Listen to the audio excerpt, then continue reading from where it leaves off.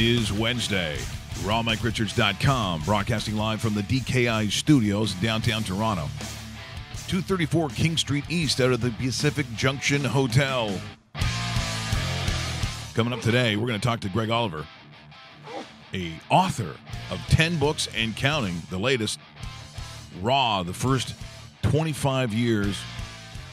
Dave, I guess if we're looking historically at that first 25 years, it's a pretty explosive, like who's who of, would you say, the foundation of what you see today? That's exactly what it, and amazing enough, the longest running episodic television show in the history of the world.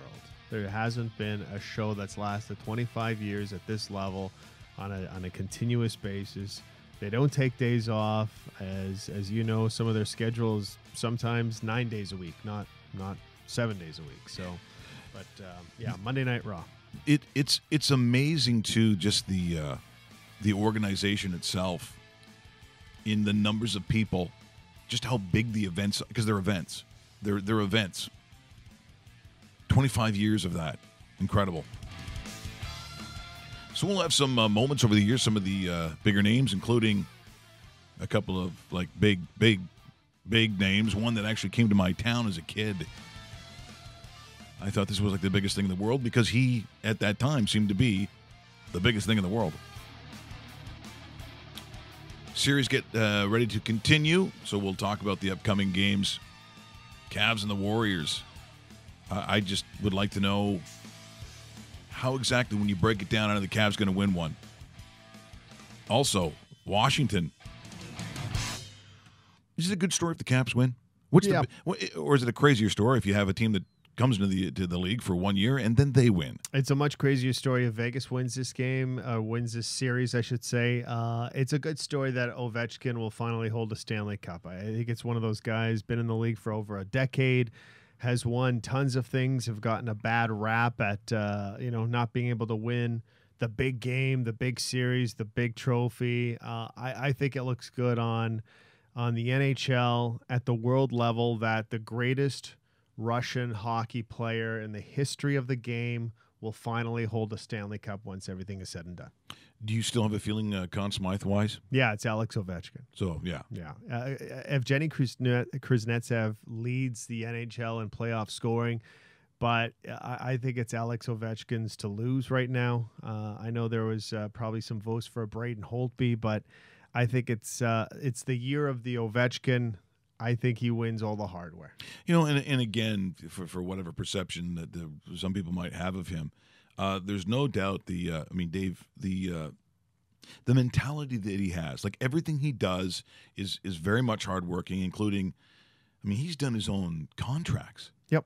Who does that? He does. And, he's also got a personality. It's interesting. We looked at that original draft, and the one thing that Bob McKenzie talked about was actually his personality, which I think if you're Canadian, you probably would really embrace it.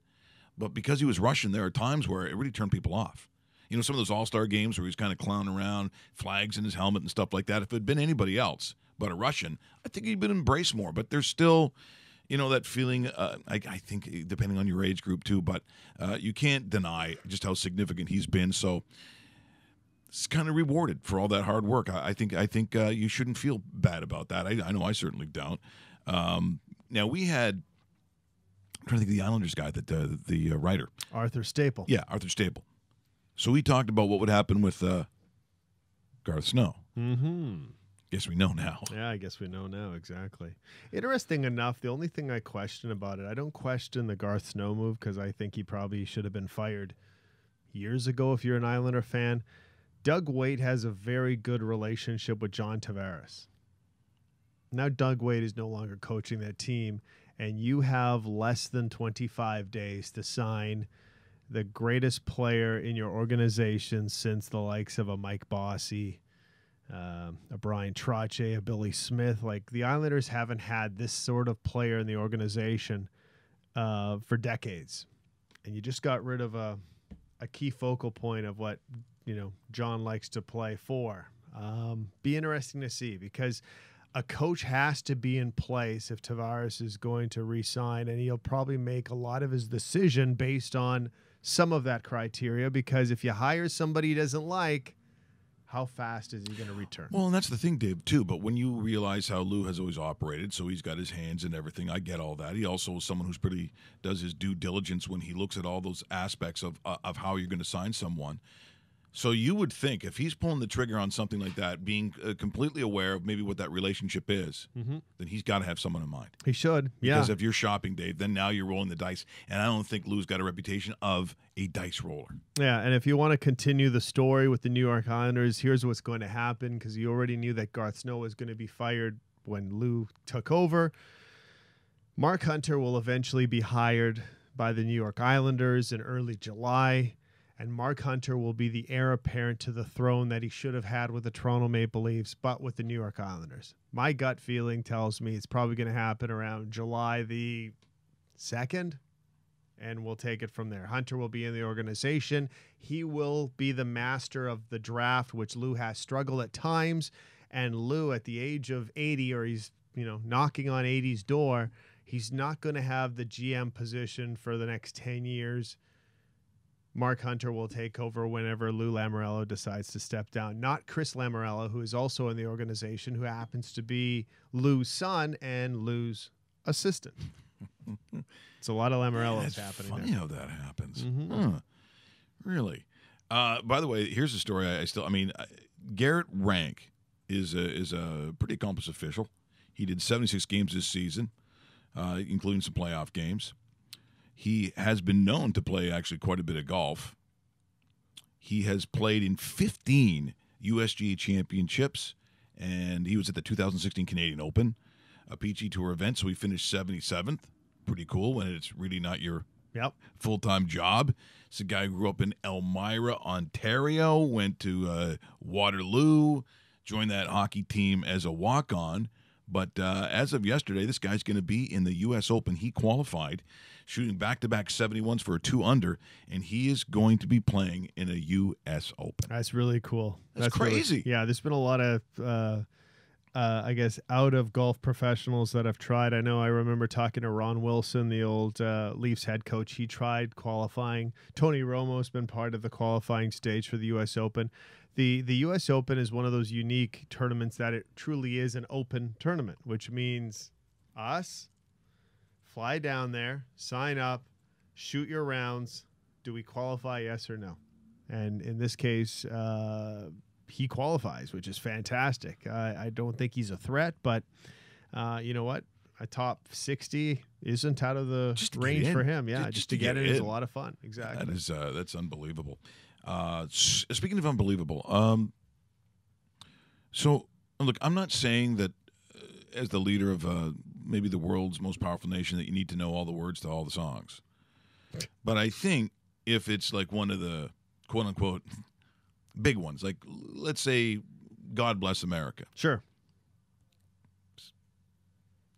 God and America, if they're going to be doing that, I would think you just might want to kind of know the words. So I guess this is courtesy of what? Is this a CNN or CBS? CBS. CBS News, yeah. So, and the ceremony is what exactly? What are we looking at here? Trump. The ticker says Trump holds celebration of America for the Eagles ceremony that he canceled. Yes. The Eagles was supposed to be their day at the White House. Obviously, they said no, but in Donald Trump's world, he canceled on them. Sure. Just like I see LeBron saying if we were to win, no one's going to go. Right. But don't worry about it because that would have been canceled too. That's right. You're getting canceled. Yeah. So kind of weird, but the band shows up, the marching band or whatever they have, the choir, probably the Marines, like the Marine Corps choir or something like that. They all start the big thing. I guess this is White House. And unfortunately, they do zoom in on the President of the United States trying to sing. I guess it doesn't look as good as you would think. That's America, land that I love. Stand beside her and guide her through the night with the light from the mountains to the prairies, to the ocean.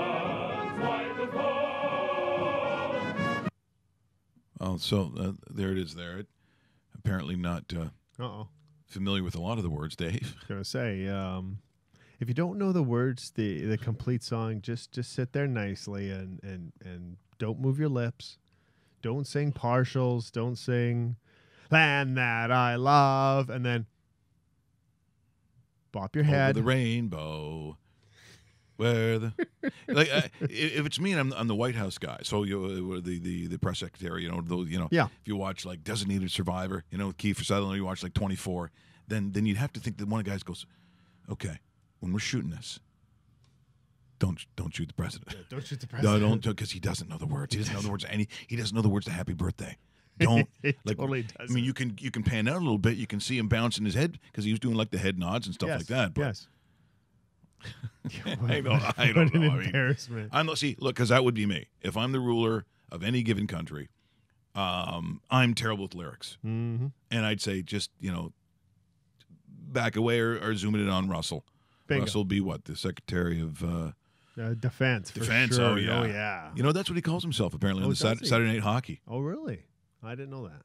Because you coming down on the Secretary of Defense, yo. No, he never says that. We're going to talk to Greg Oliver once again, an author. The book is called Raw, The First 25 Years. We're going to give that book away. And so at some point, Dave, I think after the interview, Yeah. you should give out a question. Yeah. And then you will send tweets to, me, at Raw Mike Richards. Bingo. And the correct answer, we go through the thousands and thousands. That's right. The name goes into a very special vault. So what you have to do essentially is make sure you're listening to that interview with Greg Oliver. Yeah. Because I'm going to pick a question from that interview. That's how you do it. I'm not going to sit there and say, who won the U.S. title in 1996 on June the 7th? Because I don't want you guys looking it up. No. See? So listen to the show, get Bingo. a chance to. It's a coffee table book. Yeah. That's a looking nice book, one too. Yeah, it is pretty good. Zoom in on that there, Russell. You got it? There you go. From DK Publishing. You can get it at all good bookstores, on Amazon, etc. The book's about $32. It's good quality. It's a hardcover coffee table book, and it is the encyclopedia of Raw for the first 25 years. Yeah. So you're a wrestling fan. This is going to be a good book for you. To have. Is going to be a very good book. That's Or well said. Right in time for Father's Day, Oh, that's a hey. and it's free. Yes, And that's right. Dave's favorite, Free. Hey, trust me. These days, a lot of things have to be free. like gas. Can we make gas free? Can we make gas free? Can we do all Got my things taxes yesterday. free? That's not free. No. I can't negotiate. What are they with the doing city with of all that Toronto. money? What are they doing with it? Then let me. Can I keep it then? Brutal. That's just. By speaking of brutal, the 76ers are having all kinds of meetings to figure out what to do with Brian got it. Colangelo. So they'll have a decision. What do you have to think about? Now they're trying to insinuate that it's his wife who may have been behind that? It doesn't matter. Like one way or the other doesn't matter. When you start talking about professional ethics and what the expectation is of you in reflecting the organization as a whole, even if it was your 15-year-old son, do you not think that you have to take the fall for it? You do. You just have to. Because if they can't distinguish it, if they have to have, the Sixers, they got a law firm, right? So they've their investigation. As soon as you hear the word investigation, it is very difficult to keep you within the organization because you reflect upon the organization. So how much do we really trust you to have the right people in place? So, indeed, let's just throw out LeBron. Let's say it was LeBron. Let's say LeBron is entertaining, perhaps playing for the 76ers. You'd have to really think they have to rethink that process, or anybody else, or the current players that you have on that roster for the 76ers, which, by the way, was because of where they finished, it's like the greatest college players you've had. They're like the Edmonton Oilers of the NBA. Mm-hmm. So every year, you get the top guy. And they have been junk for almost every year up to last year. Now you're starting to see it. So are you more attractive now as an organization? Yes. But because of the players that you have previous to the weirdo late-night shenanigans on Twitter, and whether if it's within your family, you got to go. I don't. Maybe it is that easy, and you're going through the process, Dave. Because you know all the red tape and being sued back and all this other stuff. Maybe they're just making sure that everything they're going to do will be by the book. but it still is one of the weirder stories I've seen. But It's really weird. don't you think, Dave, in social media now, just the way that people are, maybe we're going to see maybe more and more of this kind of stuff happens. I could see it. Roseanne lost an entire show that had been renewed after like 2. By the way, I couldn't get more. I tried to do like 3 minutes of any of those shows. Yeah, I wasn't a Impossible. big fan of it when it was launched. Never watched it. Never years watched ago, it. Yeah, and now but you know what? In the States, go figure, it actually did well. Oh no, it did ratings-wise. huge, Dave. So it's like huge, Dave. Like, Mama's got to watch her shows. Yeah. And that show was coming on, and I couldn't get through. And John Goodman was acting. And I'm a huge Goodman fan. Like almost any movie he's in, he's awesome in it. But he was doing this weird. I don't know what he was doing, but it was just the whole show was weird. And so again, social media brings people down. Yep. So maybe this is going to be isolated. We'll find out later today.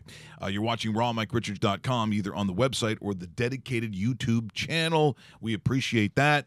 And I wanted to get some sort of examples of just that craziness, Dave, of the wrestling world. And part of that craziness were I would say, really defined characters, don't you think? Do you think in this book, and it's 25 years of Raw, that first 25 years, that to me, as a guy that was not hardcore wrestling, but there seemed to be more definition with who your character was. I think so, yeah. Back in the day, it was good guy, bad guy. You do something. For example, maybe you were a garbage man. Maybe you were a barber.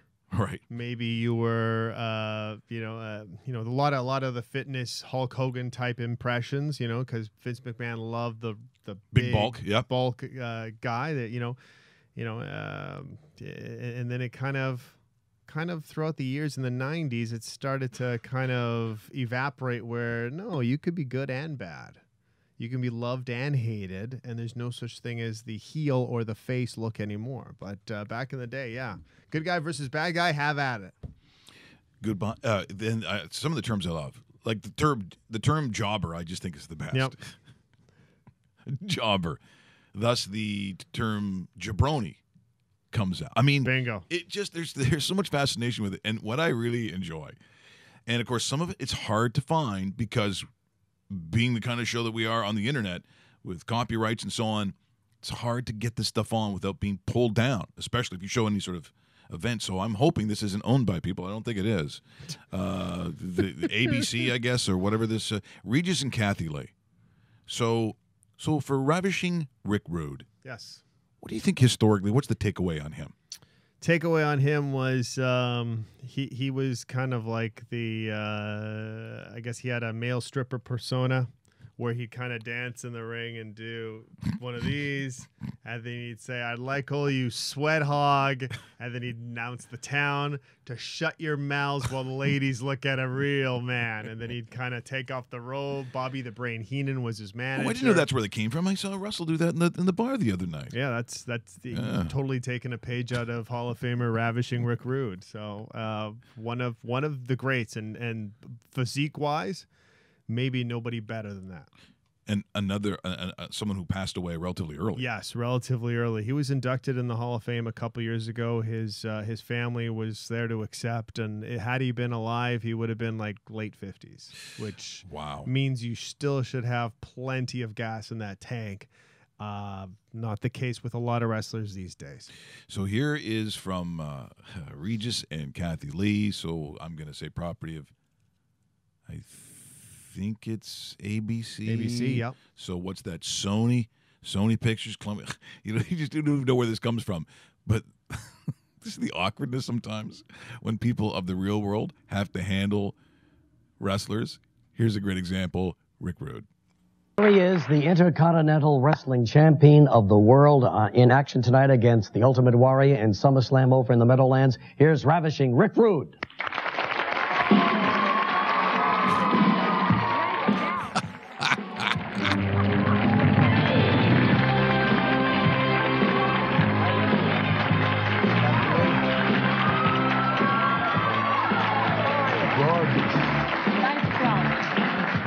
Everything. Thank you. Oh, Rick, Thank you, Rick's looking you over. You know how lucky you are that he kissed your hand? Really? Rick.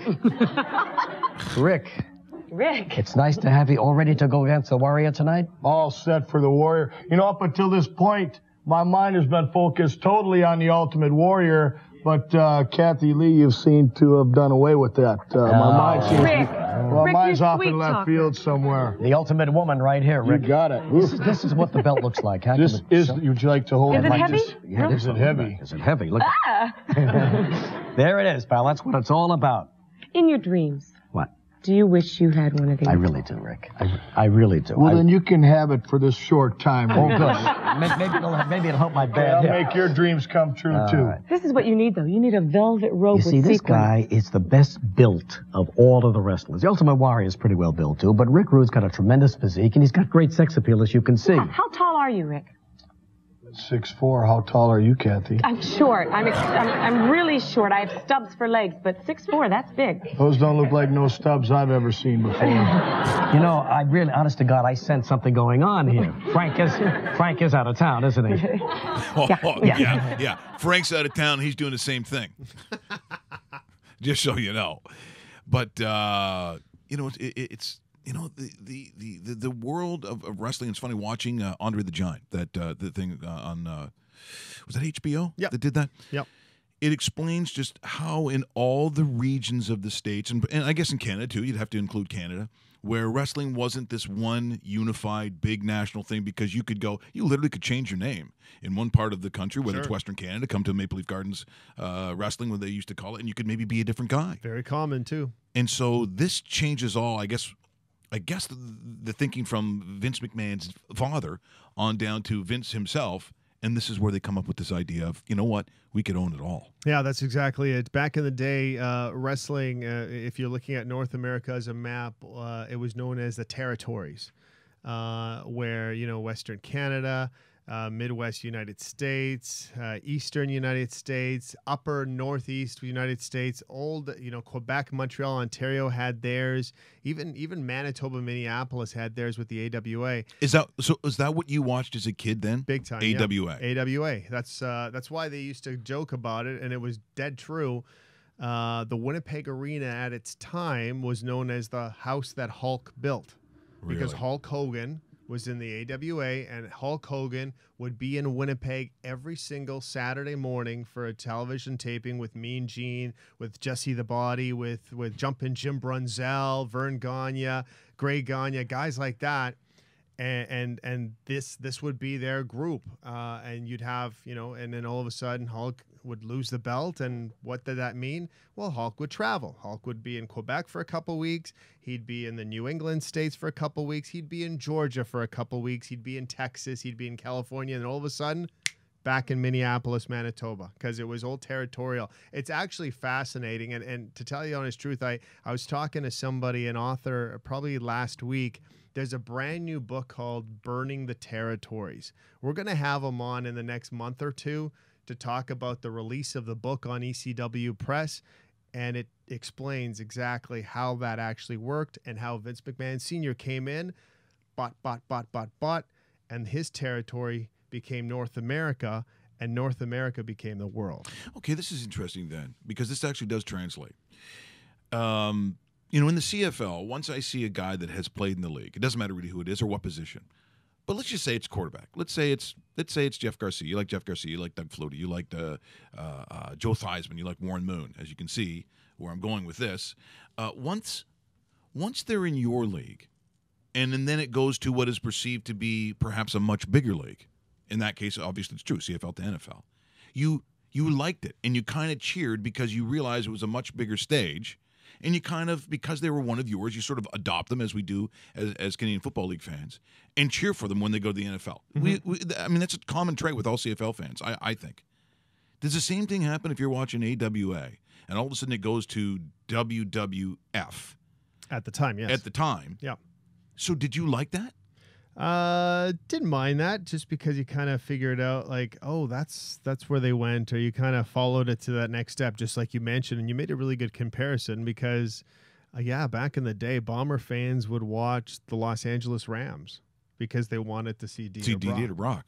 It was very common. I'm guessing Edmonton Eskimo fans would watch the Houston Oilers because you see the legendary Warren Moon, and I think that's a really good comparison. Probably, and Bud Grant going down to the Minnesota. Massive. And it's not only geographically, but it's a reason, it's probably a main reason that generation and generations prior or after love the Minnesota Vikings. Like when you look at the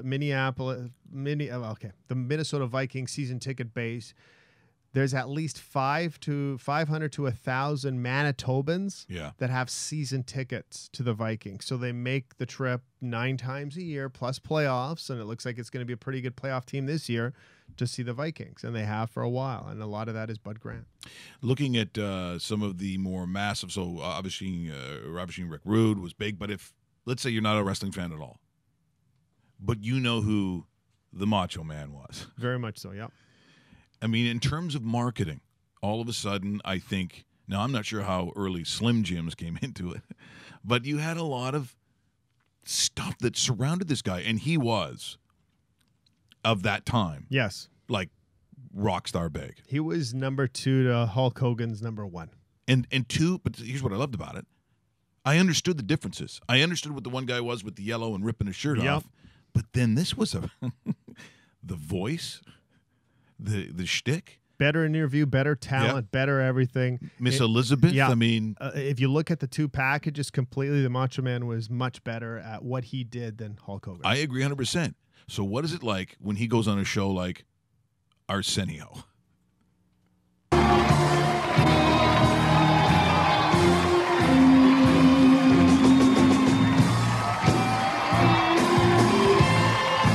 See, you remember a guy like this.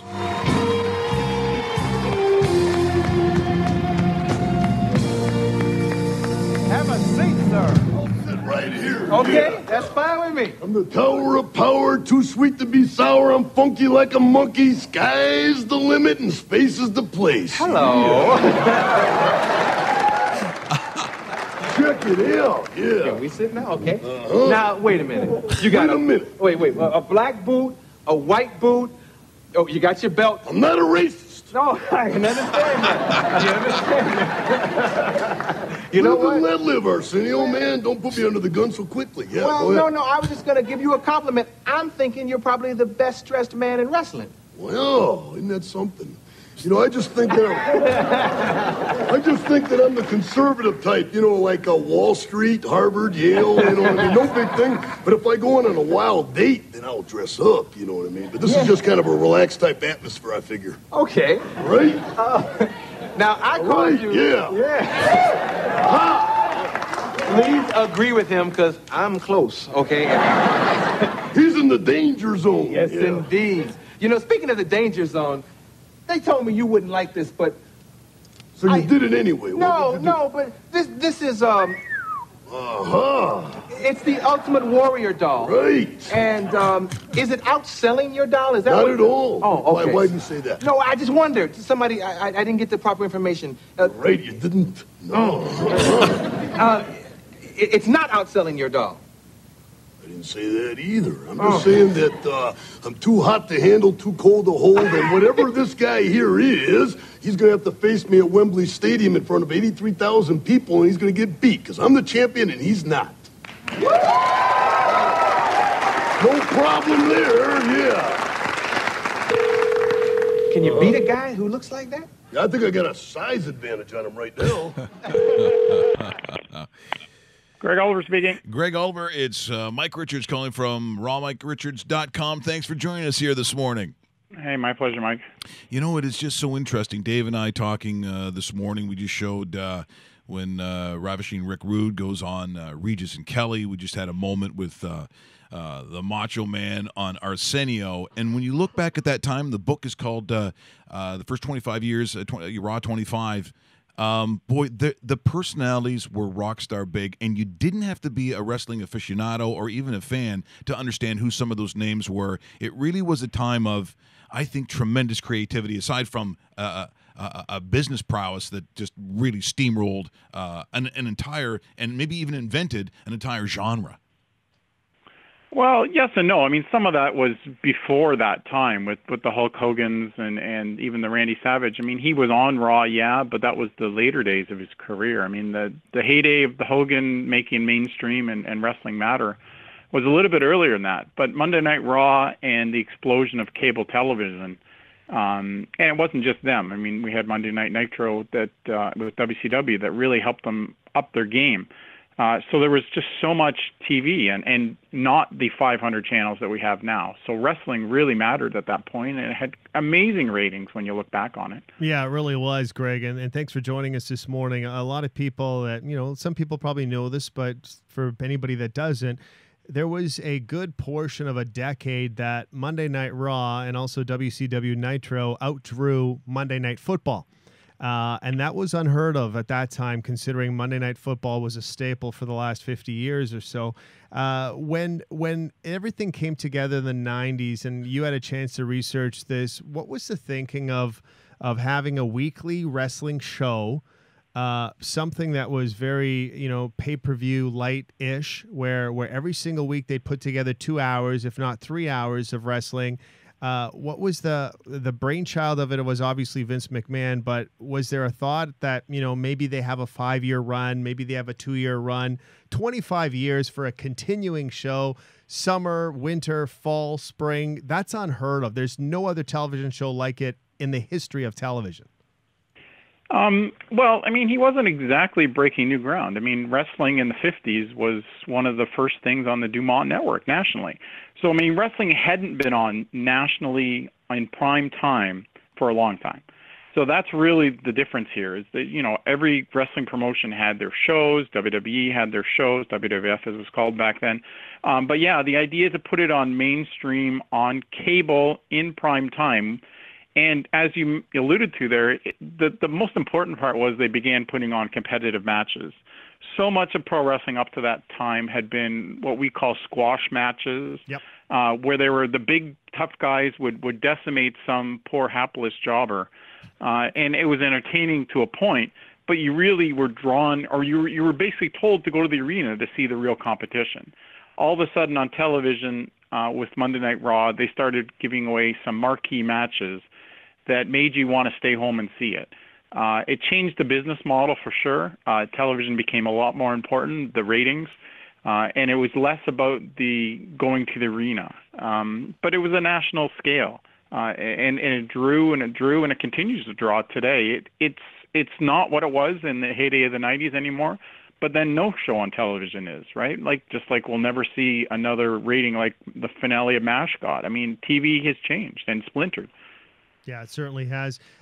Is there a favorite wrestler you like out of that Attitude Era of the 90s that we speak of, or is there, if we were to say, the ultimate, and with all due respect to the Ultimate Warrior, but the ultimate wrestler of the Raw package, the 25 years, is which guy in your opinion?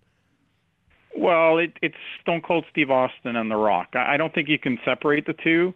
But the way The Rock has permeated our culture as a huge, movie star and the most bankable guy in Hollywood, every day we see him as a reminder of what he meant to the growth of pro wrestling with WWE. And that's a credit to him. He's an incredibly hardworking guy. I think I did his first ever wrestling interview. He was just a young kid standing in the back at Skydome when they introduced Tiger Ali Singh, the son of Tiger Jeet Singh. Yep. And so Rocky was an afterthought at that thing, but I introduced myself, and we had people in common, including his uncle Ricky, who lived in Toronto. So I knew these guys, and I knew how to get a story out of them, and I did. And since then, I've basically met his entire family. Well, it's interesting to use the word family because, the time I spent out in Calgary, I got to know Bret Hart pretty well, and that whole association with the Hart family, the Hart Foundation, just all those people that all of a sudden become more or less family. And I guess, looking at from your perspective, is that what you found sort of on the journalistic side of things, that even when you first started, that one leads into another, which leads into another, and all of a sudden it is this network of like a pseudo family when you start talking about the world of wrestling? There is an element of that for sure too. However, they're not held together. Like the older wrestlers are not held together the way that let's say, old hockey players are. There's no alumni association. There's no pension plan. So there's nobody keeping track of where everybody is. The closest thing they have is called the Cauliflower Alley Club. And WWE is a supporter of it, but they're not certainly backing it financially or anything like that. And that's essentially the alumni club, a very loose affiliation of pro wrestling across the nation. So without that backbone, these guys do have trouble losing touch with each other. However, when you see them get together at conventions or fan fests or whatever, the magic is there. These guys can pick up like they hadn't seen each other in 20 years, but they can pick up in those conversations and laugh about the ridiculous hijinks, whether it was in the dressing room or driving from town to town or whatever other fun they got up to, some of it very adult. They tell great stories. Yeah, they certainly do. We're in conversation with Greg Oliver. He is the author of this book that I'm holding up right now, Raw, the First 25 No, Years. No, not. Hang on. That's not me. I didn't write that one. I did. It's 6 other wrestling books. But not that I'm one. sorry. Okay, because we're talking about it with DK Publishing as well. So yeah, well, the fact is that I've talked to DK about this. They do a terrible job of promoting their writers. Yeah. And WWE books in general. Okay. And so it's written in tiny small print on the third page there. It's written by Jake Black, John Hill, and Dean Miller. I see. So these guys Okay. don't get enough credit. However, I have been writing about wrestling a long time and done 6 books and covered it for 30 years. Gotcha. So this book was written for me in a way, and as I reviewed it at Slam Wrestling, my website, it's like, this is a book of memories, right? You'll flip through and you go, oh yeah, I remember that. There, I just opened up to 2003 and Gail Kim winning the WWE Women's title, and it's like, well, I just saw Gail Kim on Monday, and I got a nice hug, which was awesome because I hadn't seen her since many years ago, but I also was there when she debuted as La Falina. At a Ron Hutchinson Apocalypse Wrestling show under a mask. I mean, what kind of guy puts Gail Kim under a mask? But that's the fun of this book. And then you'll go, look at it. Wow, I forgot completely about that. Yeah, no. Okay, so we talked about the 90s and the popularity of it and how it probably will never get to that stage. But are we seeing a revitalization of wrestling today in 2018? Because it seems to me almost, and not even at the WWE level, but it seems to be regaining popularity, I guess we can say, is maybe the best way of saying it.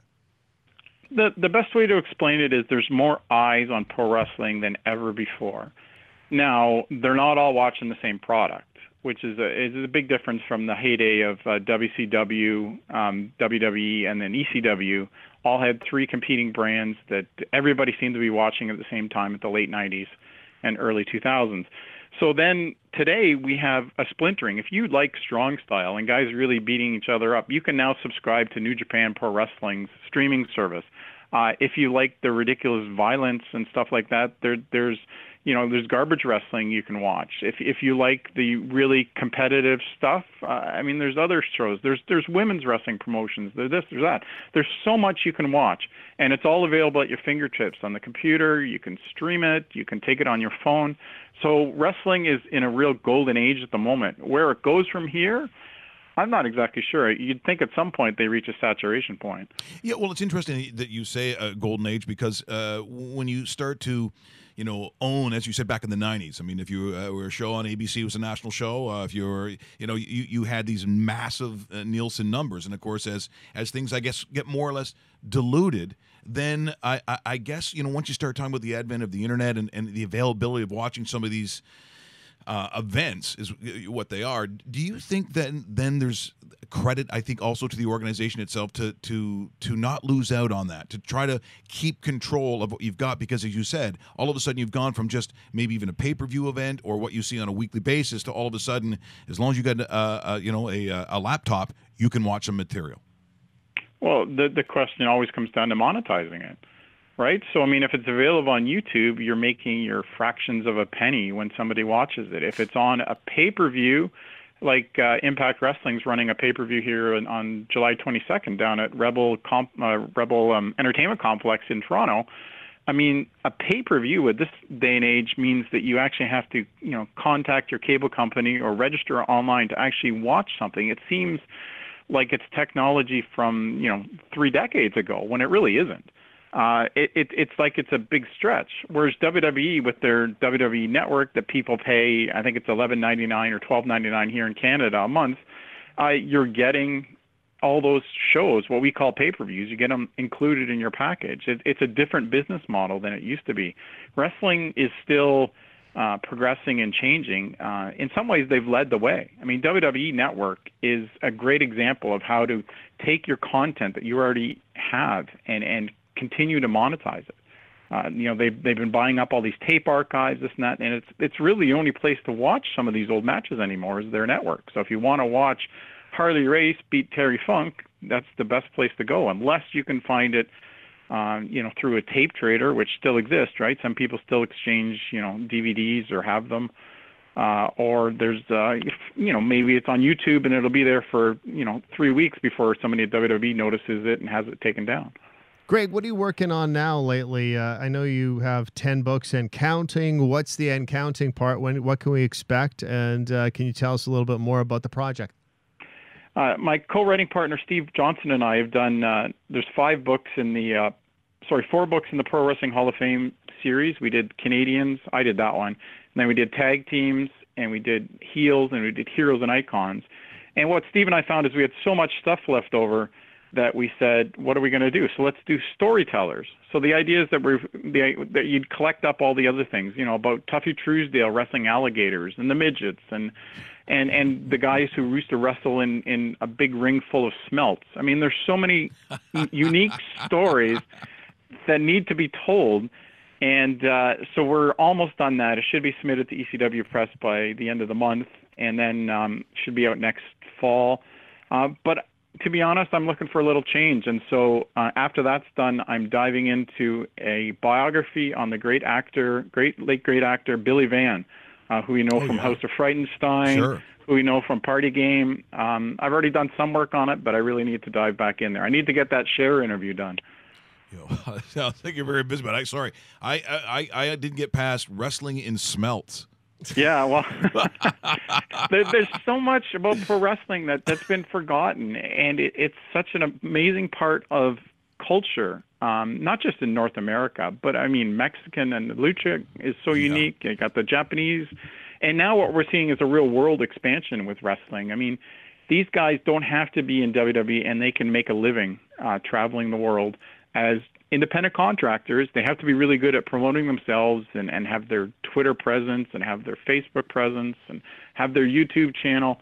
But these guys can make a living not being on the big show, which is pretty amazing.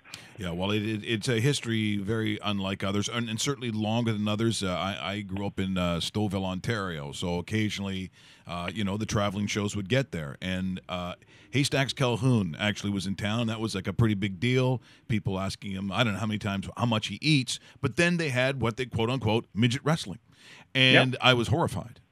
I don't know. Maybe it's a thing that I didn't realize. And then women came on that weren't young women, by the way.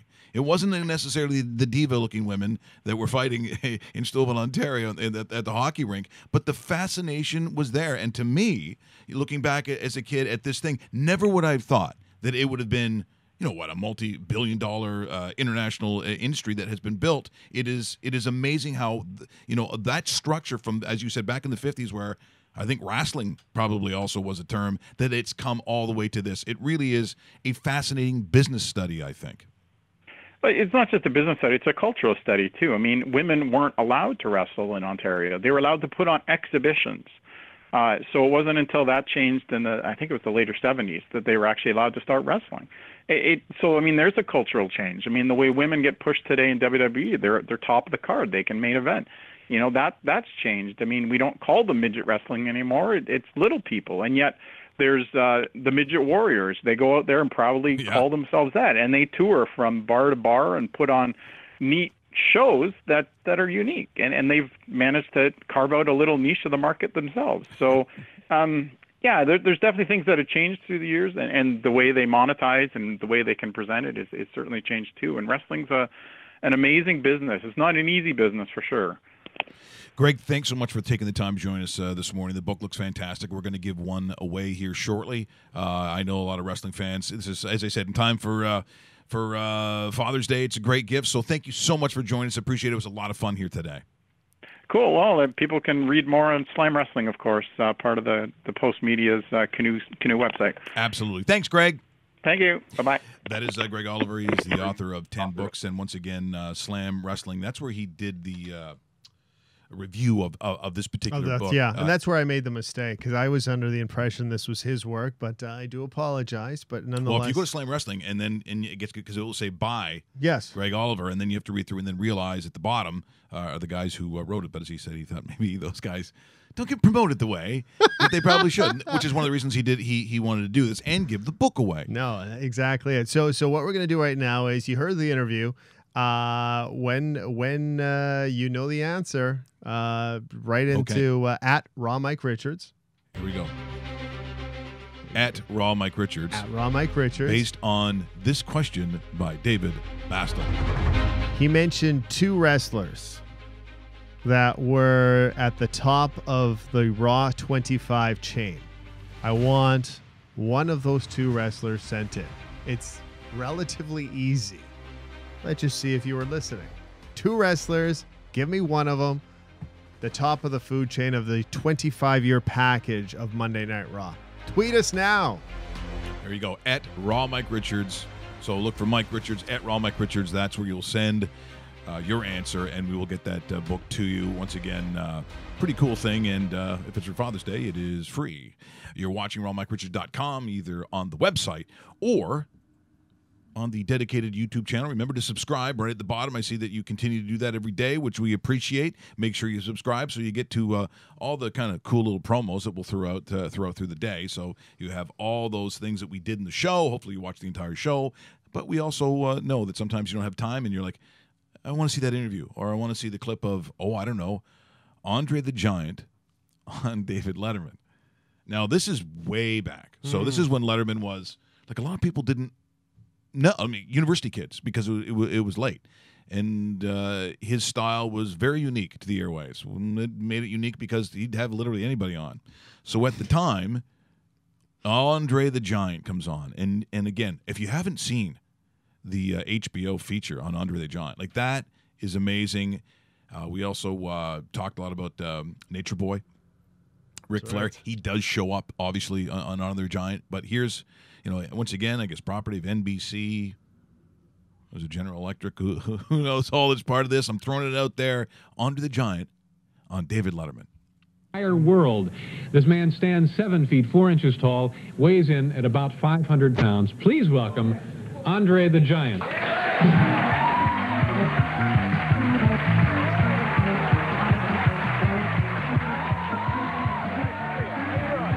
And Dave's tall.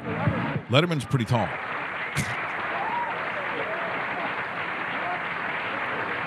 Oh boy! That's true. How are you? Fine. Can I get you a mimosa? No, thank you. What? Who are you going to be wrestling tonight? By the way, anybody that we would have heard of? It'll be me and Tony Atlas and Rocky Johnson against the 3 Samoans. Now, how many people does the garden hold? 20,000 in the 20,000? Upstairs, they get almost 23,000 people, and downstairs, they get 7,000 people. Oh my! Now, what is the reaction of the average person when they see you, like when you go into a bar or something? Everybody get out. They all clear out. Do you find that people are frightened by you, or do they want to pick a fight with you? Do you ever run into that? No. Yeah. What do they say when they see a man your size, or when they see you? They can believe it. They just look at me. Yeah. What about traveling? Hotel beds, are they a problem? No, You gotta get... I try to find a hotel where they got a king-size bed. Yeah. The worst is when I go in Japan. All those cars are so small. Sure. Even in a hotel, I can go through the door. I can go to the bathroom. Everything is so small. But the nature of your job, you're traveling all the time, aren't you? Like 320 nights a year. Yes. Yeah. Now, what about plane travel? Does that get old after a while? Awful? I go in first class, but I don't drink mine with it. Yeah. What about airplane food? Is there any way for you to get filled up on a flight? Oh, yeah. Yeah? Those girls are nice. They give me 2 or 3 plates. Yeah. Now, speaking of food, you own a restaurant. Is it in Montreal? Yes. Now, what kind of French restaurant. French restaurant. And expensive place? No, just a nice place, good food. Yeah. And do you ever work there? Yeah, I eat there. You sure eat there, but Yeah. but do you ever go in and greet the customers as they're coming in? No. Yeah.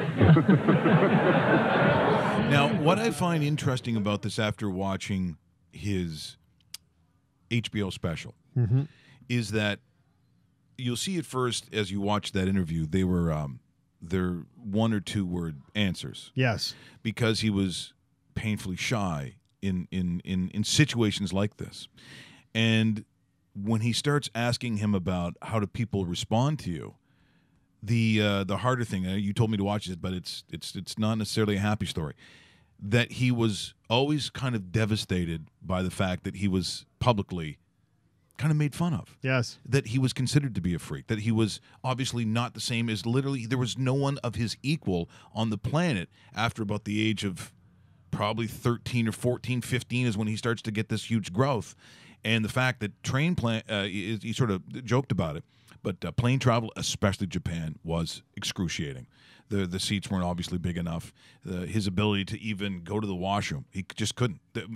We can barely. We're normal-sized people. We can't get in that thing. Bingo. And they explained how he would have to do that. So the reality is, now that I watch a show like that, that must have been a horrible experience for Andre. That's exactly it. It's funny because when you're listening to this interview after you watch the documentary, you kind of cringe. Yeah, tell me you're going to see it differently. Yeah, you'll see it differently because that, Letterman's, obviously just trying to get to the day-to-day stuff, but in a sense, he seems like he might be poking fun a little bit, but this is something this guy went through every day of his life. And yeah, you know what? Watch the documentary. You'll get a better perspective of what we're talking about. But yeah, you feel bad for the guy at the end of it. You really do. Yeah, I felt bad for him during this interview. Yes. After watching the show, because I realized, Dave's got to come across as Dave Letterman, the fun interview, and people. I guess the shtick always was that we're sort of always on the inside of the joke that Dave's telling. Yes. Like though the other guys are on the outside. But Andre knows what's going on. He wasn't a stupid person. It's just that, English wasn't his first language, and he wasn't the most eloquent speaker for obvious reasons. And, I just think that, I look at an interview like that, and I'm like, well, why would you put him in that position? Why would his people put him on something where he's got to end up being a slight butt of the joke or that interview? Because he can't do a serious one, because that's not the show. He can't be on the show. But I guess probably, Dave, over and all, when you saw the size and the scope of what Letterman was, I guess they figured, it'd be good for us to do that. Sure. But it's still now, it's a little cringy now watching it. And it's no fault of Dave's. It just was not really a great place for him to be. No. And the opportunity of national television in the United States, going into every single, bedroom at that time, just because, it's Carson and Letterman at the time, right? And you're watching one or the other, and sometimes you're watching both. Yeah. So because this show was for university. This was a university, and we were all in on the jokes. And so, again, it was watch the HBO special. It really is quite good. And again, you don't have to be – this is a human story. This is not a wrestling story. You don't need to know storylines or other wrestlers. But I thought it was kind of interesting how Hulk Hogan was really emotional during that interview. Like, really emotional. Yes. Speaking of big, I mentioned Stouffville, Ontario. I mentioned Haystacks Calhoun. Now, I could never remember where he was supposed to be from. It turns out, maybe the giveaway, the denim overalls, Arkansas. Now, this was a big man, but not the stature, right? So this was like true freak show stuff. Finding someone named Killer Brooks. Do you even know who that is? I don't know that name. Because I have a feeling when you watch this, you won't know him either. This is from, I want to say, the 1970s. It's I'm not sure. This is the old time arena. But when you see Haystacks Calhoun, to me as a child, I was just fascinated by what?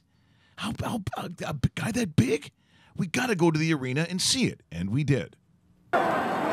Introducing from Austin, Texas, weighing 250 pounds, Killer Brooks.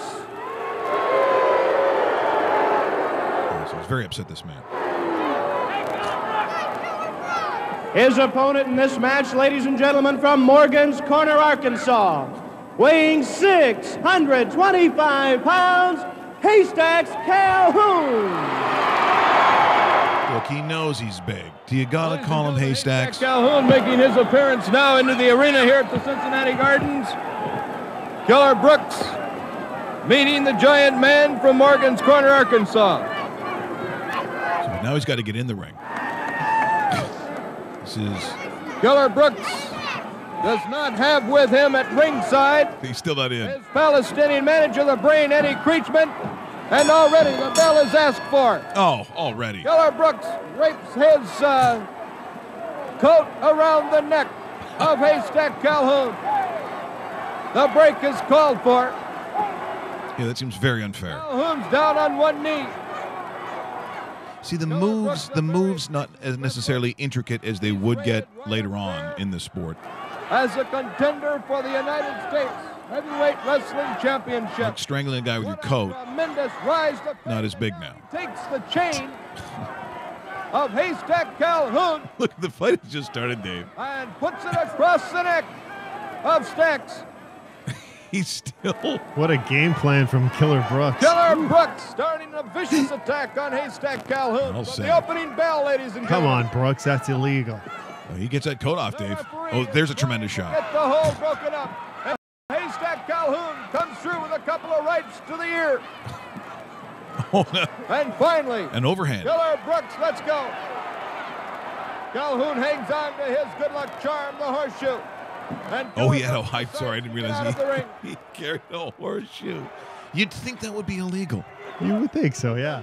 The medal, now he's running outside. Now, we have to see one of the big fat man just sort of using his weight.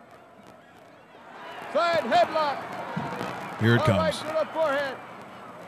And, And now Haystack Calhoun oh, using his there's, weight yeah. and brute strength. Yeah. And Killer Brooks Yeah, that's not what I'd call it. Yeah. is dropped into the turnbuckle. We just become best friends. Yeah. Yup. Brute strength. You want to go do karate in the garage? Yup. Okay. It's By the way, it's just a guess, but I believe that probably Haystacks is no longer with us. Good guess. Later went under the name Dangerous Diabetes.